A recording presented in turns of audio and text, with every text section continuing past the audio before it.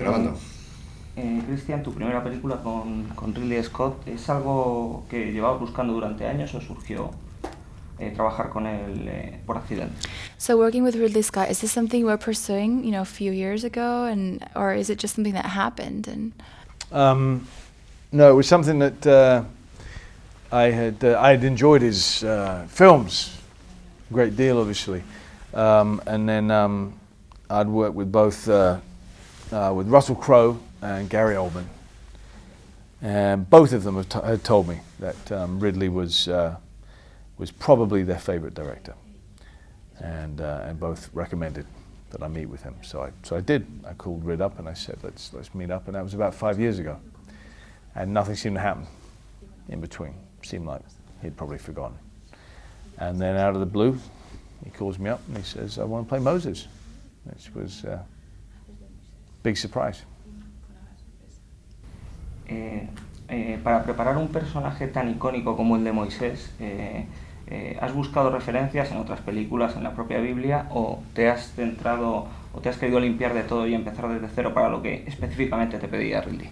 So to prepare the role of Moses, did you watch prior movies about him? Did you read the Bible? Or did you just want to start new, afresh, with a clean slate and just focus on what Ridley wanted to create? No, I always look at as much research as I can, for the reason of, hey, look, if it's been done well before, I'm going to steal from that. If it hasn't been done well before, I want to look at the pitfalls and the red flags and see what to avoid. And there's an incredible wealth of research for this, obviously. The primary one being the Torah, And so I've read that beginning to end, which is an incredible read, very fascinating. When you're not just reading certain passages, you truly learn about this man who is all too human, susceptible to all the temptations that we all have, and a very a man of extremes. And then obviously Rid's guidance, Steve's alien script, other portrayals, Charlton Heston, Burt Lancaster, and very importantly, Life of Brian, Monty Python. Very important for me to look at that initially, because you have to see, first off, it's a brilliant film, but you have to see where you can go wrong, because when you're doing something as weighty as this, you can very quickly, unintentionally, have it become very comical. That wasn't what we were aiming for, Okay. Luego en Éxodo vemos un Moisés que rompe con la imagen tradicional que teníamos del personaje, sí. Porque no lo vemos con el cayado y con las tablas, sino con la espada. Es más caudillo que profeta. Tiene que ver con el tono épico que le han querido dar a la película, como Bale está en la imagen. So Moses is different, like Christian. Normally we're used to seeing him with the staff and, the 10 Commandments. But here we see him with a sword.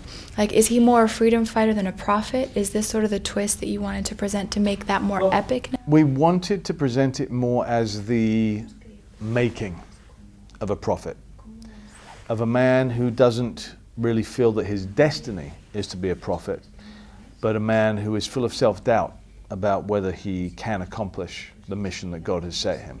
A man who has no idea whether he will be successful or not, and a man who has no power of hindsight, of knowing he will become one of the most important prophets and the most important prophet in Judaism.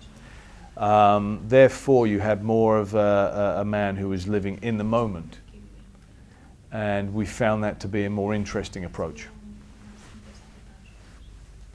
Ultimísima ya, que nos cuente algo de cómo ha sido su experiencia en España, que fue lo que más le gustó de rodar y también lo que menos. Tell us about your experience in Spain. What did you like most and least about shooting here? Well, I've filmed here 3 times now.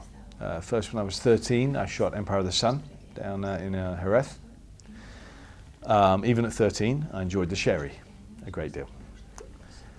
Then I shot The Machinist in Barcelona.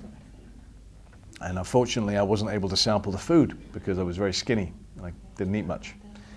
But that looked wonderful. That looked like some of the best food I've ever seen in my life. And then filming here, I saw the extras, the Spanish extras and the Spanish crew who were so superb at what they did, so committed to what they did.